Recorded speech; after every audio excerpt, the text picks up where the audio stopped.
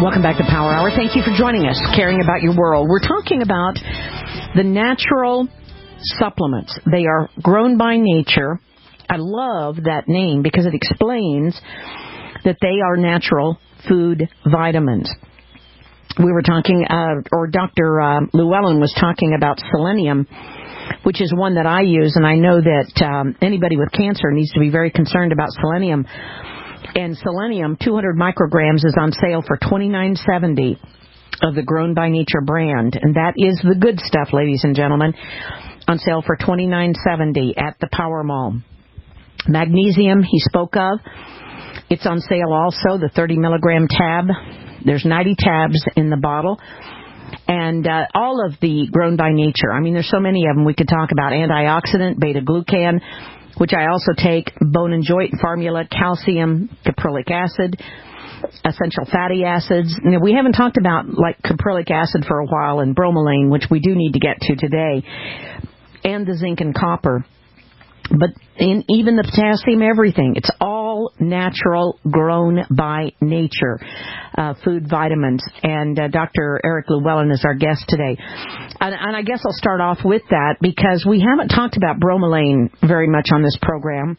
It's on sale for $27 at the Power Hour. Why did Grown by Nature decide that bromelain was an important one to add to their inventory? So I'll come to that. I just want to say one thing to you, Joyce, if I may, which is one of the other things about apples is they will stop the neurotoxic effects of the amyloid beta protein, and also they inhibit the activation of the nuclear factor kappa B, which you will understand. That is very, very important that people understand that. These are totally poisonous proteins in other substances that actually kill the immune system. Anyway, back to bromelain, which is one of my real pets. Bromelain, for me, you have to be very careful. Most bromelain supplements that are sold aren't very active, okay? You need to get about 1,200 what is known as GDUs. That's the measurement gelatin digestive units is what it stands for. Less than that and more than that, it doesn't work. It's an enzyme that really it's called a dietary proteolytic enzyme because it actually helps treat the proteins in your body. But it also does much more than that. In other words, it helps the proteins go where they're needed. This is really only available in ripe pineapple stems and ripe pineapple, but the amount in the pineapple stem is 8 times more than in the pineapple, so please just bear that in mind. Its use throughout Europe as an anti-cancer substance has been known for at least 50 years, and many holistic clinics throughout Europe wouldn't treat a patient without bromelain. Interesting. And to be honest with you, whether it's arthritis, multiple sclerosis, all directly, in fact, multiple sclerosis is theorized to be part of the problem by the lack of proteolytic enzymes. And I'm not trying to make light of that, but that is actually in the medical literature. We know that bromelain helps with rhinitis, it helps with hay fever, it helps with many allergic things, and it's an absolute adjunct to what you're talking about, the caprylic acid. I certainly would never go a day without taking at least one bromelain because its effect on the cardiovascular system and the immune system is quite extraordinary. But I find tremendous benefit with people with arthritis, osteoarthritis and rheumatoid. And the other thing it does do is it reduces the inflammation for gout sufferers. But the other thing it does, while I'm shouting at you all, is it alleviates the edema of the inflammation to do with fractures, so that fractures improve much quicker if you take your bromelain. And it will, in fact, reduce the quantity of Staph aureus, which is one of the few things that is known to deal with Staph aureus. It will reduce that as well. There's very little that I couldn't say is so important about it, but you must get the one, forget the milligrams, it's got to be 1,200 GDU. That's the only one that really works. But it's very important also to realize that people with cancer, bromelain enhances the ability of many anti-cancer pharmaceutical drugs to stimulate the regression of cancers. And and it increases, in fact, very strangely, a lot of the antibiotics, which we know have devastating effects within the body. It seems to control a lot of the devastation, but it also improves the effectiveness. In fact, many of the patients will have to take half of their antibiotic if they take their bromelain because it's so effective. Am I sort of rabbiting on too long for you? No, I appreciate that very much. I was not aware of all of that for bromelain. Now, and also, don't you recommend that when you do your juicing, if you do a fruit juice, to take the core of the pineapple, which I always used to throw away, and put that through your juicer also? Oh, absolutely. In fact, use the whole pineapple, but it must be ripe. RIPE. Without that, the bromelain won't be activated. So it's like bananas. When the pineapple starts turning a little bit black, that means the starch has turned to the sugars, which will deliver the enzymes. And it's, with the bananas, everybody who eats yellow bananas, I've done a lot of Olympic gold medalists, and I always take them off their bananas and wait till they get a little bit black, because that's when starch turns to sugars and delivers the biologically active potassium and the other things they need for energy. Yellow bananas do not deliver those energy-producing nutrients. In fact, when we had convalescent homes in Britain, these were long-term sick, every afternoon convalescent patients would get black mashed banana for their tea.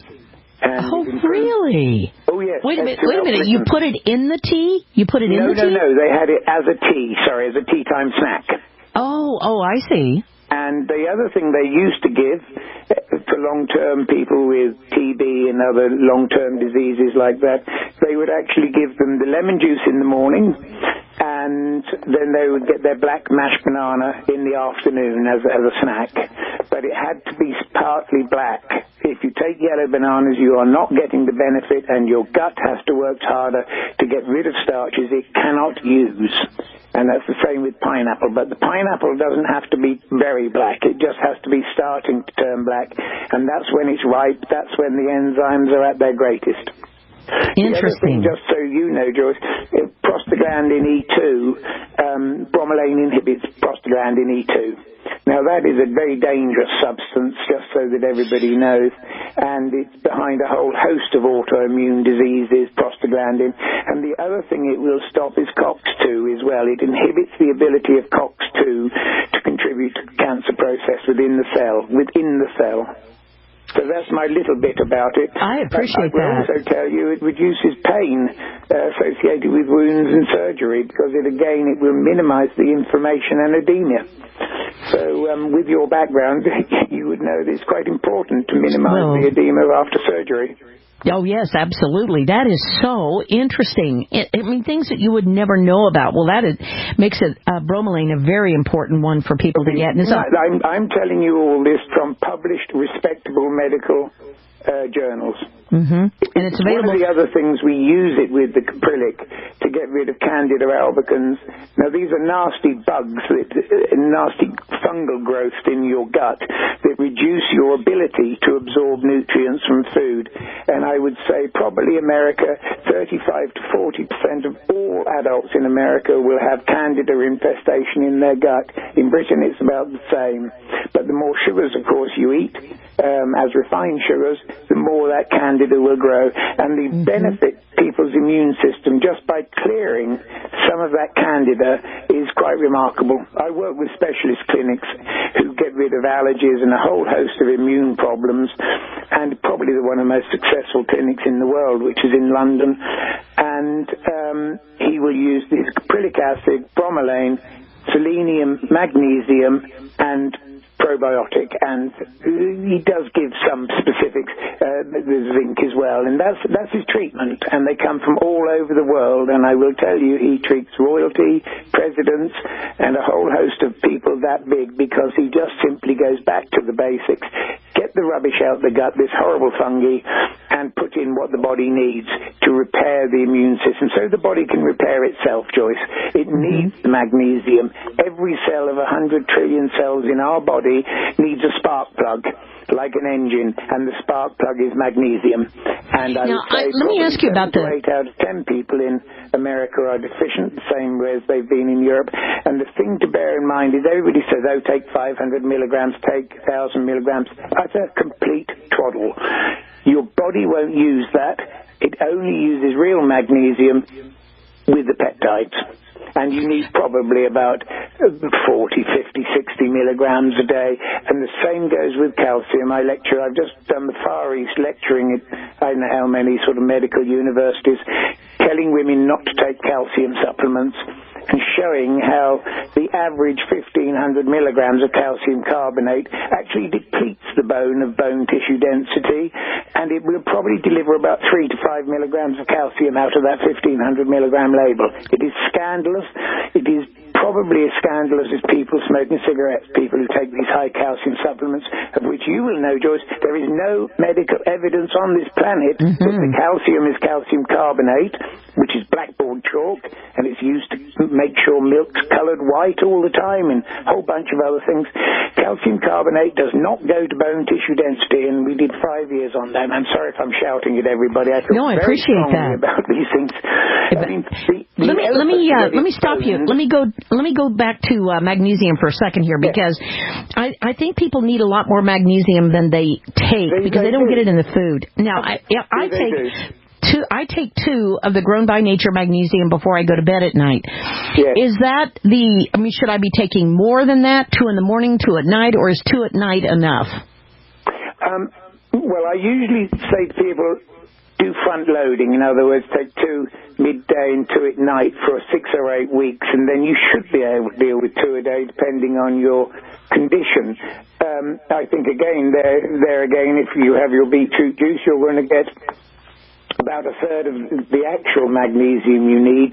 Forget about all these supplement companies that say take 500 milligrams, because you're not taking 500 milligrams, you're taking 500 milligrams of magnesium with blackboard chalk or whatever else they mix with it. But the magnesium in that form will not stop the various ovarian, colon, and other cancers. You have to have it from food, and if you can't get it from food, you actually need to get the Grown by Nature. I'm sorry about being so blatant about it, but that's the form that works, and you will get more out of the Grown by Nature magnesium at 30 or 40 milligrams than you will out of 500 or 1,000 milligrams of blackboard chalk. It has tremendous benefits. The magnesium, let's be absolutely clear, magnesium is totally absent from everybody, not totally absent, but very low, with all diabetes mellitus. It is directly gets to renal retinopathy, damaging that. And if anybody wants to get fit for sport and everything, if you don't have the spark plug in the engine, every part of the ATP process within your body requires magnesium, and most people will not have that. Just to be funny with you again, it actually will absolutely lower LDL cholesterol, the harmful cholesterol, and triglycerides, and it inhibits the absorption of inappropriate dietary fats. That's how important magnesium is. And 8 out of 10 people are short. And the magnesium supplements sold in the shops, I'm very sorry to say, they will not do it. They will, what most people don't realize is you need more magnesium for your bones than you do calcium. It's quite remarkable. In fact, I know clinics that actually treat people substantially with magnesium rather than calcium. And to get even Paget's disease, sometimes they go as high as 60 milligrams of the Grown by Nature calcium to get rid of Paget's, and you know how difficult that is, Joyce. And they will use about 40 to 80 milligrams of magnesium, and that we haven't had a failure with Paget's disease in the studies we've done. Sorry if I've been shouting too much on your program. Interesting. I'd like for you, if you would, because I did not know that about Paget's disease either. I mean, the good information here. Calcium, all forms of calcium, including calcitonin, which tends to knock women's kidneys out a bit. But the only one we found that really added to bone tissue density, and I've got tons of information on this, and I'll send it to Jason at Growing by Nature to let you see it, because when you actually understand it, this is a big con. The fact that you need 1,500 milligrams of calcium carbonate is a complete fallacy. There is nothing in the medical literature that says it works. Nothing at all. Mm-hmm. And so people say, well, I must need calcium. Well, the elephant only eats about 1,700 milligrams a day to get bones that size. Now, you stand on the scales next to an elephant and work out how much you need a day.